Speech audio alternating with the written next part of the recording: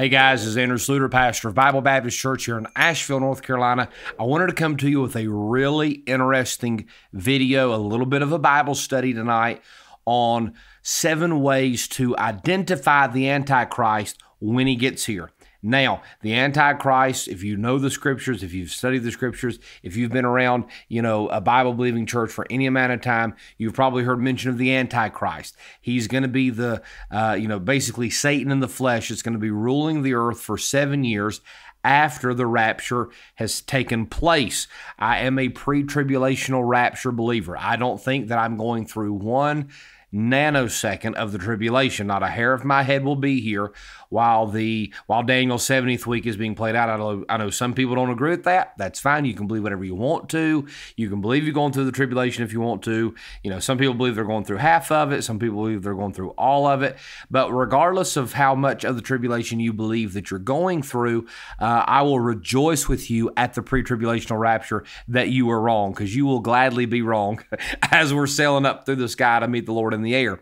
So I'm not worried about seeing the Antichrist. Do I think we'll see the Antichrist or know who he is before the rapture? Maybe, maybe not. I don't know. Could be. But I do want to give you 7 characteristics about the Antichrist that the Bible tells us. Now, there's probably more characteristics, but I'm going to hit on 7 major ones that are going to be the most distinguished identifying marks once the Antichrist gets on the scene. All right, first of all, in Zechariah chapter number 11, we find a very interesting prophecy concerning the Antichrist. It says in Revelation 11:17, "Woe to the idle shepherd." Notice that is not IDLE, like sitting still or sitting idle. That is idle shepherd as in IDOL. He is an idle shepherd. "Woe to the idle shepherd that leaveth the flock. The sword shall be upon his arm and upon his right eye. His arm shall be clean dried up, and his right eye shall be utterly darkened." So we find, first of all, he's got a bad right arm and a bad right eye.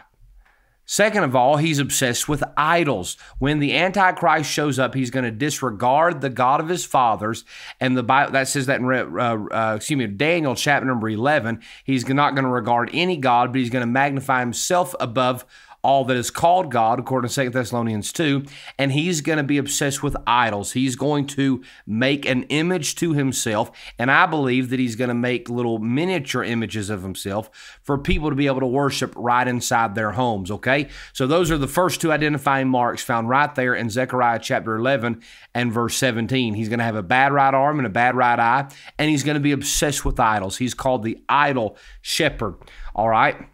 Number 3, he's going to be for open borders.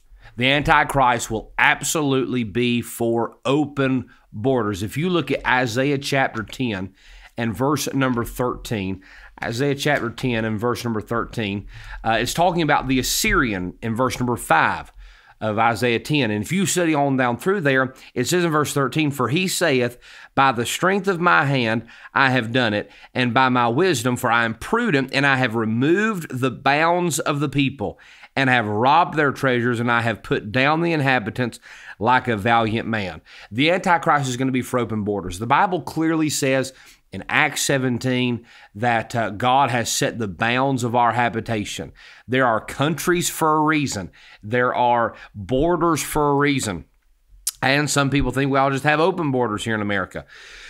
But that is exactly what the Antichrist wants. He wants open borders. He wants to remove the bounds of the people. Well, you should just be able to go anywhere you want to. That was the big pipe dream of the EU, that everybody could just go travel anywhere. As long as you had an EU passport, you could just travel freely in and out anywhere you wanted to.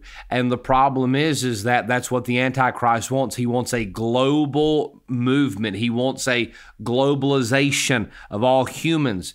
We'll look at that in just a second, because we find out that he wants a one-world government here. In just a minute, we'll look at it. But he wants open borders. He wants to remove and he will remove the bounds of the people. All right? Fourth of all, we find right here also in Isaiah chapter 10 that he is also called an Assyrian. He is a Syrian Jew. He is going to be of a Middle Eastern background, and he is going to be Jewish, but he's also going to be a Syrian Jew. And so that is culture, or it's not, excuse me, not culturally, but geographically where he's going to be coming from. The Jews are going to accept this man as their Messiah. They're going to accept him as, the coming of the Christ. Of course, we understand Jesus Christ already has come, but they're going to accept him as the first coming of the Messiah. And they're going to worship him and they're going to accept him. But then halfway through, according to Daniel chapter number 9, he's going to break the covenant that he has with them. And things are not going to be turning out good for the Jews in the last half of the tribulation period, okay? So we find that he is going to have a bad right arm and a bad right eye.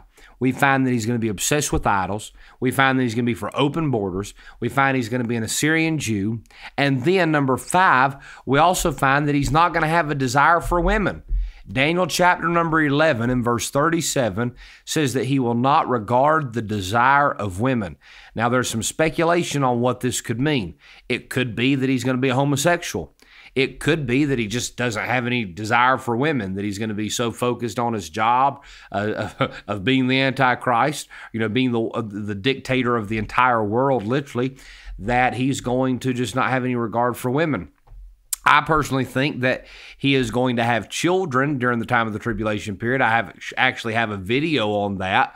We'll put the card in the top here. You can see it going across the top of the screen there. I think he's going to have children, but I do think the Antichrist will probably be some type of homosexual. Even though he'll have children, he'll probably be a homosexual or some type of just, I don't want to say eunuch because he'll be able to have children, but there's going to be a disregard for the desire of women. He's not going to need women or want women, okay? And I explained more in that video that just went across the top of the screen there. All right, number 6, he's going to be in favor of a one-world government. Not only will he be in favor of a one-world government, but he is going to be the ruler of the one-world government. We find in Revelation chapter 17 that the Antichrist is going to set up 10 different kings over the earth, and he is going to be in charge over them. He is going to rule the world. He is going to be the supreme leader. 2 Thessalonians 2 actually says that he's going to take it so far that he's going to go into the temple in Jerusalem, sit down in the temple, and declare, he's going to sit in the holy place and declare himself as God. He is going to be demanded to be worshiped. This one-world government will be overruled by the Antichrist. And then number 7, not only will there be a one-world government, but he will also enact a one-world currency. And this is one of the most, probably one of the most popular facts about the Antichrist is known. He's going to implement what we call the mark of the beast. And what this is found in Revelation chapter 13. And it says in Revelation chapter 13 and verse number 16, it says, "And he causeth all, both small and great, rich and poor, free and bond, to receive a mark in their right hand or in their foreheads, and that no man might buy or sell, save he that had the mark, or the name of the beast, or the number of his name. Here is wisdom, let him that hath understanding count the number of the beast, for it is the number of a man, and his number is 666, or you probably know it better as 666. This is called the mark of the beast. And when you receive the mark of the beast, you can get the mark, you can get the number, or you can get the name. And somehow this mark, either in the right hand or the forehead, is going to be associated with the number 666. And you're going to have that in order to be able to buy or sell anything. There's going to be some kind of current. I don't have time to get into it, but I personally believe it's going to be a gold system. I think they're going to go back to the gold standard under the tribulation period during the 7 years, and that the way that you're going to have to, the way you're going to be able to exchange currency is going to be through that mark, whether it's some kind of microchip. Some people think it's some kind of microchip. I personally think it's probably just some kind of mark that you can visibly see. But regardless of what it is, but there's got to be some way for them to be able to do currency. So there's going to be something electronic with it, no doubt. But you're not going to be able to buy or sell anything without that mark. And so he's going to be in favor of not just a one-world government, but a one-world currency. And boy, there has been so much talk about that with Bitcoin and things of that nature. So, folks, the Antichrist, you say, Brother Sluder, do you think he's here yet? I don't know. I mean, I don't know if he's on the scene yet. The Bible talks about him coming up out of the bottomless pit in Revelation 13 and 17. So, if he's not here yet, he's in the bottomless pit. So he might have already come up, I'm not sure. But no doubt there's a man coming. He's going to come on the scene, and he's going to have all the answers. He's going to know everything, everything to do to solve all the world's problems. And he's going to come in peace. He's going to come in peace. But halfway through that thing, he's going to reveal his true colors. And so those are seven major identifying marks of the Antichrist and what he's going to be doing. I hope this has been an informative video. I hope you've enjoyed the video. Like and share. We're living in perilous times, but Jesus Christ died on the cross to pay for your sins. He rose again 3 days later. And all you've got to do, if you'll just simply trust in him, believe in him, put your faith and trust in what he did for you on the cross. You ain't got to be baptized. You ain't got to go to church.